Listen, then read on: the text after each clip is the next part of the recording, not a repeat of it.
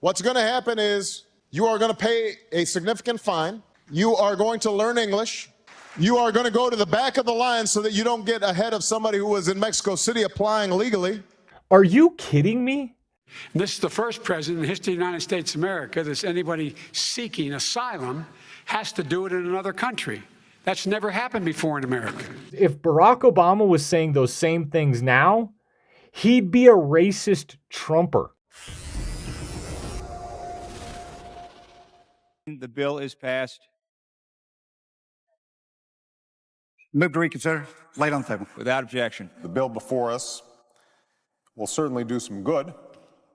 It will authorize some badly needed funding for better fences and better security along our borders, and that should help stem some of the tide of illegal immigration in this country. I think the American people, they appreciate and believe in immigration, but they can't have a situation where you just have 500,000 people pouring over the border without any kind of mechanism to control it. So we've got to deal with that at the same time as we deal in a humane fashion with folks who have put down roots here, have become our neighbors, have become our friends. They may have children who are U.S. citizens. That's the kind of comprehensive approach that we have to take. We'll take steps to deal responsibly with the millions of undocumented immigrants who already live in our country. Even as we are a nation of immigrants, we're also a nation of laws. Undocumented workers broke our immigration laws, and I believe that they must be held accountable.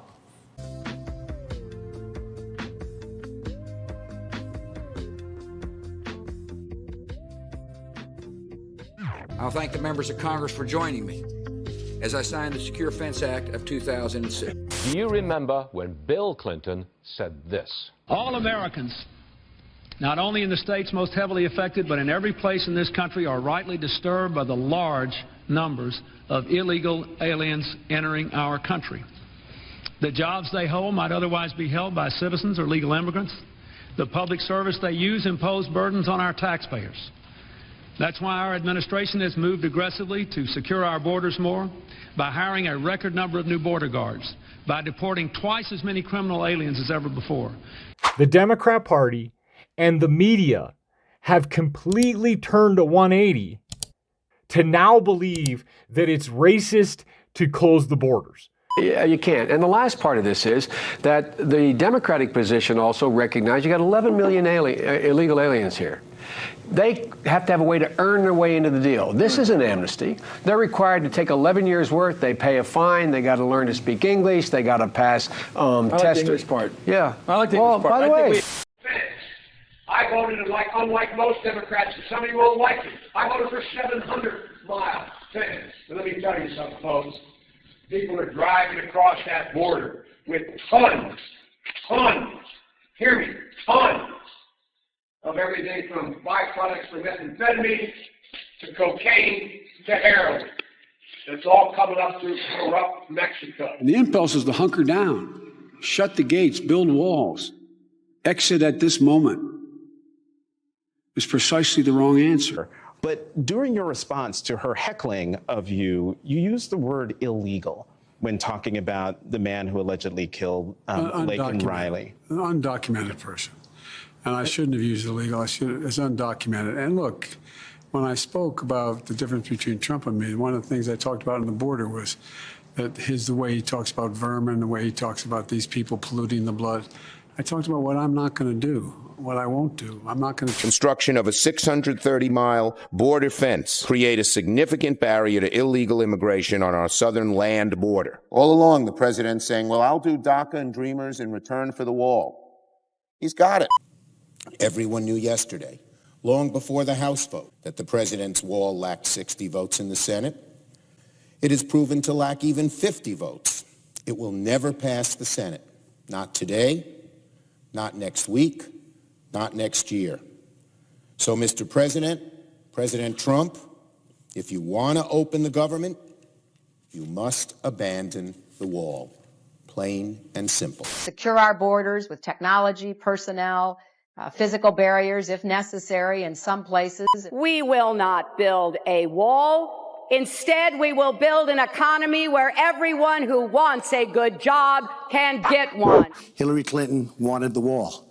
Hillary Clinton fought for the wall in 2006 or thereabouts.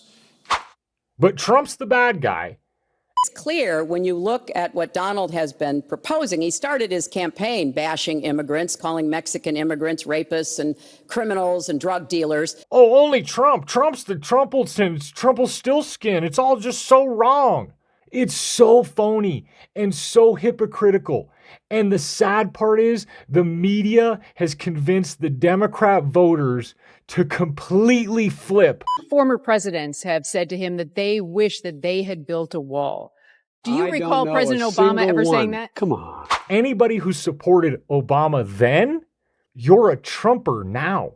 President Obama has moved millions of people out. Nobody knows about it. Nobody talks about it. But under Obama, millions of people have been moved out of this country. They've been deported.